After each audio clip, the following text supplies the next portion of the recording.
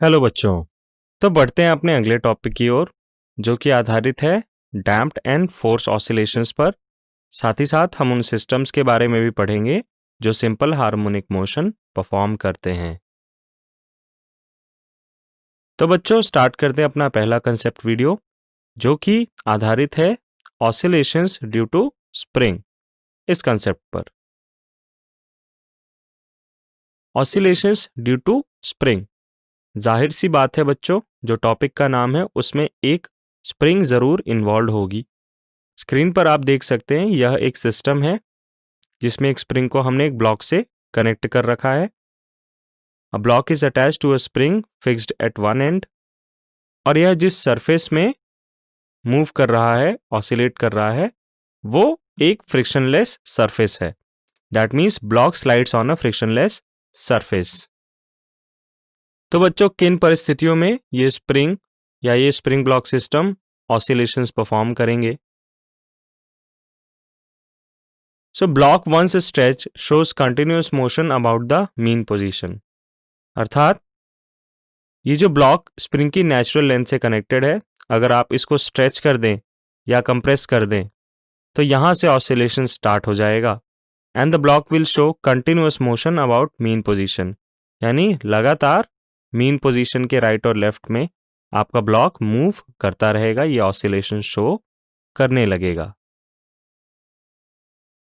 सो बात करते हैं ब्लॉक के अलग अलग पोजीशन की। When the block is at mean position, mean position मतलब बच्चों वह पोजीशन जहां पे स्प्रिंग अपनी नेचुरल लेंथ पर है, इसे हम इक्विलिब्रियम पोजीशन भी कहते हैं। सो चूंकि ये इक्विलिब्रियम पोजीशन पे है, ये ना तो स्प्रिंग पे किसी तरह का स्ट्रेचिंग फोर्स लगा रहे हैं, ना ही स्प्रिंग के ऊपर कोई कंप्रेसिंग फोर्स लगा रहे हैं, यानी कि स्प्रिंग अपने नेचुरल लेंथ पे है, तो इस वजह से कोई रीस्टोरिंग फोर्स एक्ट नहीं करेगा। बच्चों ध्यान रहे, रीस्टोरिंग फोर्स एक तरह का डिफेंसिव फोर्स है। यह तभी एक्ट होता है सिस्टम के द्वारा जब आप सिस्टम पे कोई एक्सटर्नल एफर्ट डाल रहे होंगे। अगर आप सिस्टम के ऊपर कोई एक्सटर्नल एफर्ट नहीं डालेंगे, neither compression nor expansion, system अपने इक्विलिब्रियम में रहेगा, वो किसी तरीके से रिएक्ट नहीं करेगा। तो चूंकि अभी मीन पोजीशन पे है ब्लॉक, नेचुरल लेंथ है स्प्रिंग की, तो स्प्रिंग रिएक्ट नहीं करेगी, किसी तरीके का रीस्टोरिंग फोर्स नहीं लगेगा क्योंकि स्प्रिंग रिलैक्स्ड है। अब चूंकि ब्लॉक हमारे मीन पोजीशन में था, बट अगर हम उसे डिस्टर्ब करें, उसे थोड़ा सा कंप्रेस करें या हल्का सा स्ट्रेच करें, तो डेफिनेटली वो मीन पोजीशन पे नहीं होगा।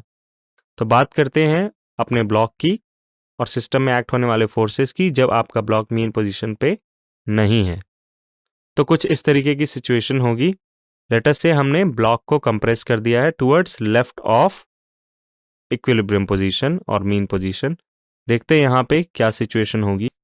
तो सबसे पहले तो हमें ये देखने मिला कि एक रीस्टोरिंग फोर्स एक्ट करेगी और स्प्रिंग जो है वो रिएक्ट करना चालू कर देगी, उसने रिस्पॉन्स देना चालू कर दिया है एक्सटर्नल कंडीशंस पे।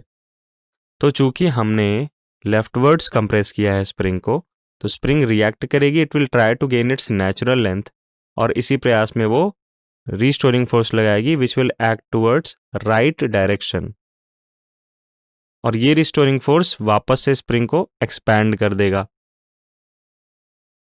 मीन पोजीशन पहुंचते पहुंचते स्प्रिंग ब्लॉक सिस्टम की वेलोसिटी बढ़ चुकी होगी और वो राइट साइड पहुंच जाएंगे, और जब वो राइट साइड पहुंच जाएंगे बियॉन्ड मीन पोजीशन, तो again spring in an attempt to regain its original length वो वापस से रिस्टोरिंग फोर्स लगाएगा, और ये रिस्टोरिंग फोर्स बच्चों लेफ्टवर्ड काम करेगा।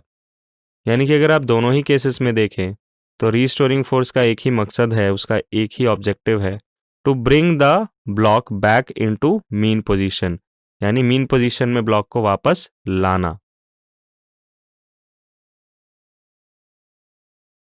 हुक्स लॉ से अगर हम सॉल्व करें बच्चों, तो यह हमें इक्वेशन मिलती है F is equal to minus K X. कुछ ऐसी इक्वेशन हमने स्प्रिंग ब्लॉक सिस्टम के लिए निकाली थी बच्चों, जो हम एसएचएम की कंडीशन सेटिस्फाई कर रहे थे।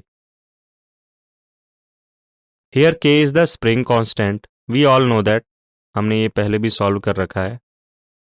एंड किस सिस्टम का, किस स्ट्रिंग का, किस स्प्रिंग का स्प्रिंग कांस्टेंट कितना होगा, ये उसकी मटेरियल इलास्टिक प्रॉपर्टीज पर डिपेंड करता है। स्टिफ मतलब बच्चों जो थोड़ी सी टाइट स्प्रिंग होती है, उसका स्प्रिंग कांस्टेंट ज़्यादा होता है, उसमें के की वैल्यू ज़्यादा होगी। और अगर कोई सॉफ्ट स्प्रिंग है तो उसके स्प्रिंग कांस्टेंट की वैल्यू यानी के की वैल्यू उसके लिए कम होगी। तो बच्चों चूंकि हुक्स लॉ से हमें ये एक्सप्रेशन मिला ही हुआ है, क्या ये हमारे एसएचएम वाले इक्वेशन के जैसा ही है? तो बच्चों याद दिला दूं, आप चाहे राइटवर्ड मूव कराएं अपने ब्लॉक को या लेफ्टवर्ड मूव कराएं, रिस्टोरिंग फोर्स हमेशा मीन पोजीशन की तरफ लगता है। और फोर्स लॉ जो हमने एसएचएम के लिए लिखा था, एसएचएम की कंडीशन या उसका फोर्स लॉ याद दिलाना चाहूँगा कि restoring force acts and it acts in such a way that it is directly proportional to displacement to the power 1। अब डिस्प्लेसमेंट टू द पावर 1 मतलब F is directly proportional to x, और चूंकि restoring है तो हम proportionality हटाएंगे और proportionality हटाने पे माइनस के कांस्टेंट आता है। सो ये जो हुक्स लॉ वाला इक्वेशन है, it is same as force law for SHM.